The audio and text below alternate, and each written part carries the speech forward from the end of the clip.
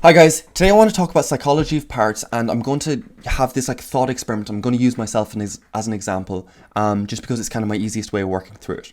So in the last time we said psychology of parts is giving each emotion a voice for like a minute, uninterrupted by the other emotions.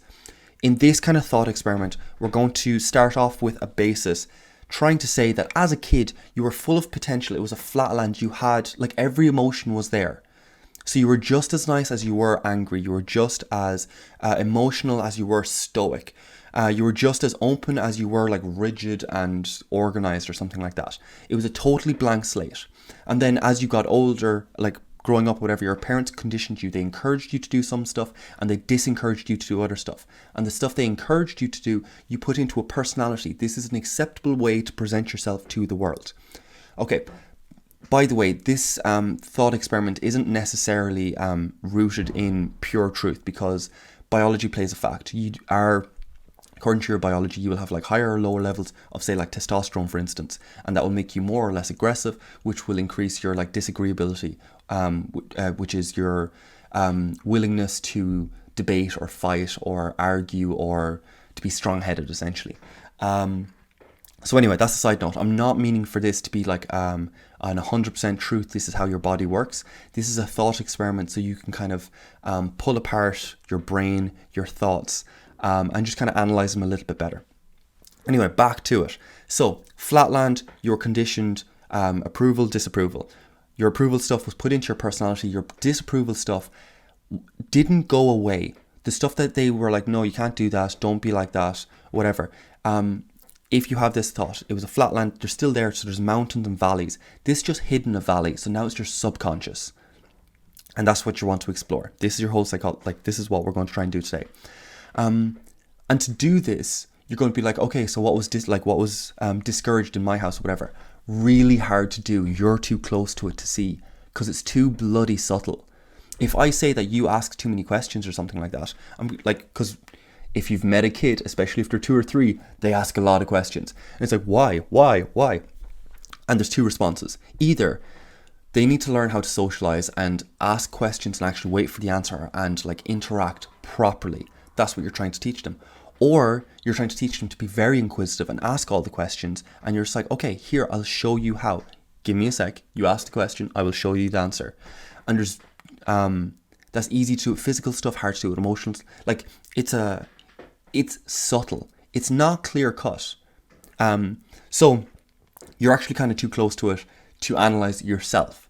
So the way you're going to do this is you're going to look at today everything that you hate in other people, everything you dislike, everything that even gets like a strong negative emotion. It doesn't even have to be hate.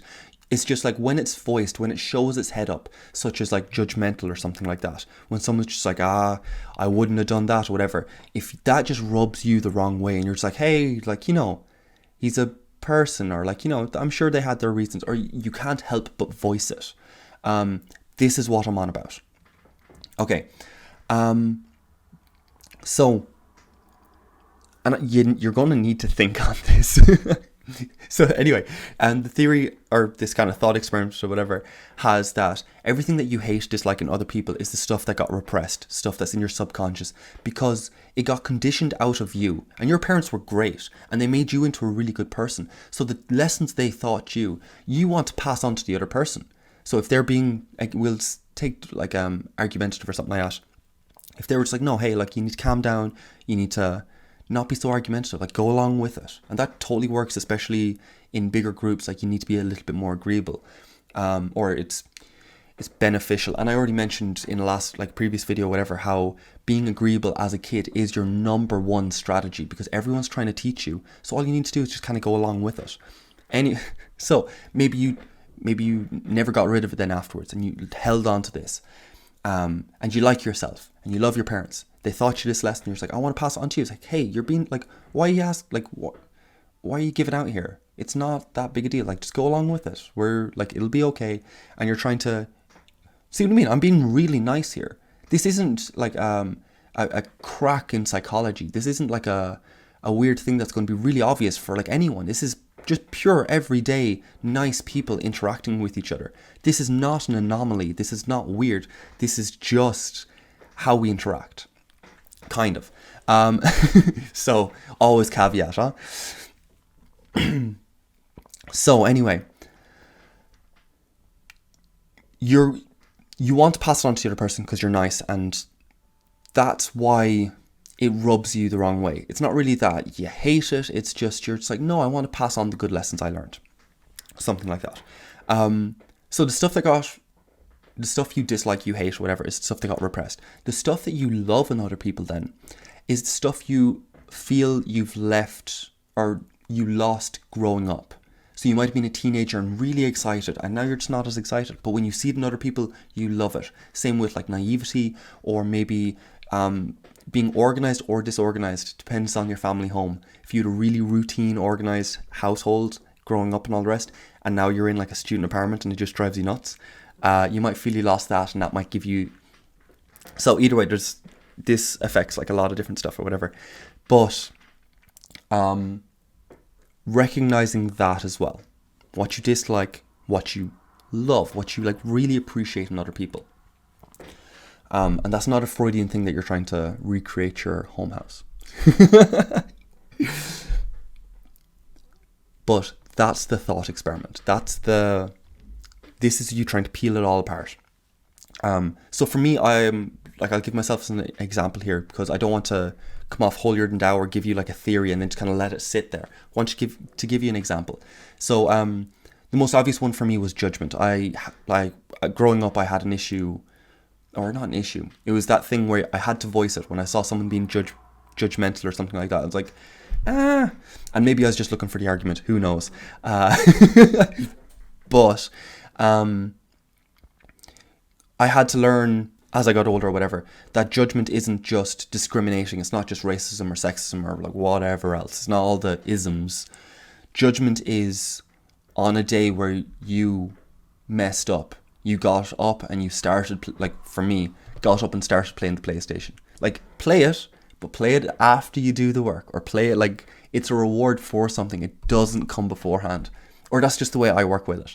So on the day as I did that, I had to be able to judge myself and just be like, yep, you screwed up. Like right there, in this moment, like get up in the morning when I'm trying to change my routine.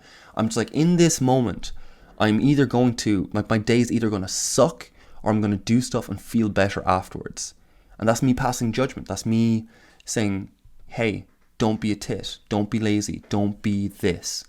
Because that is bad. And that's what a judgment is. So either way, doing this thought experiment, because I found this the reason I'm sharing this with you isn't, again, it's not because it's truthful or because it's like it really cuts to how our brains actually work. It's just that thinking this way helped me pull apart like a load of emotions, and it was like, this is really bloody helpful. And yes, I know it doesn't link strictly into creativity, but I'm going to get into that with my next example, because it kind of does. So the judgment thing I'd kind of worked through. It was just part of growing up, really, was being able to judge myself and all the rest. When you apply it to other people, that's when it gets a bit iffy, but you have to be able to be a judge to yourself. So that one, like, I knew it came in, I was like, I already worked through it, kind of grand. Wasn't a big deal. The one that did blindside me, and I was just like, oh yeah, I suppose that one does get me, is naivety. As in, when someone says that, I don't understand how this person thinks this way. I don't understand why they did this. I don't understand. Like, every time you say, I don't understand, I'm just like, okay, give yourself another 2 minutes, think about it, you will be able to understand it. You don't need to agree with the person, you really don't. But you can understand the person and still disagree with them. I saw this massively in the whole abortion debate and all the rest. I can't believe that you're going to try and kill the baby. I can't believe you're trying to take away a woman's freedom or whatever for a single cell or whatever. You want to take a litre of blood, but you don't want to get rid of one cell, even though you're taking millions out of my arm. It's yes, they're different cells. Whatever. It's a minefield. Let's not get into the politics of it. But if you don't understand that the other side either A, thinks that you're killing a baby, and that is why they feel so strongly, duh, or two, that you're taking away their freedoms for the rest of their life. And again, if you corner a rat, what's going to happen? It's not a miracle. It's not magical. It's nothing special. It's really logical. So either way, this was a thing when every time it came up, it was that kind of no, here, I'll show you how to understand it. Like, so it's not hate, it's not anger, it's not anything like that. But like every time it came up, I was just like, no, like, here, like, give me some of your time, and I'll help you understand it. Like, it's fine. So me exploring this, I was like, yeah, naivety is a big thing. Everything I come against it, I'm just like, here, I'll help you. Here, I'll like, give me like 2 minutes, and I'll get you to understand it, no problem. And you can still disagree afterwards. So I found it. I found the emotion. What do I do next? You have to try and not justify it and just be like, well, I suppose we have to put up with it because of this. It's like, no. You're going to try and find its virtue. You're going to try and find why it's so good. So if you're like, we'll take a couple of emotions here. If you're angry, it means you feel strongly, you're competitive, you're not going to let stuff get in your way. And maybe it needs to be aimed and directed and all the rest. Not saying anything against it, but just as a broad spectrum, you cannot get rid of a full emotion. So anger's not, already went through judgment. Maybe like being emotional, being neurotic and stuff like that. Okay, well then you feel emotions intensely a lot, which might mean you're artistic, or that you appreciate art, or that, or it might mean you're like emotionally sensitive to the people in the room.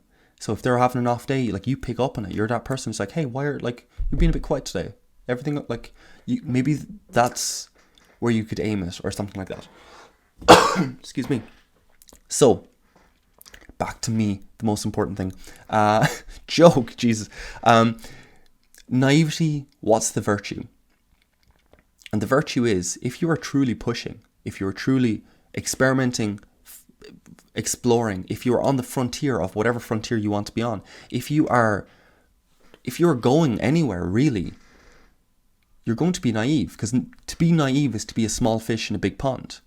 But if you want Elon Musk, Steve Jobs, if you want Jeff Bezos, if you want to be any of the Einstein, whatever, any of these guys, if you want to be anywhere near that, you're going to be naive.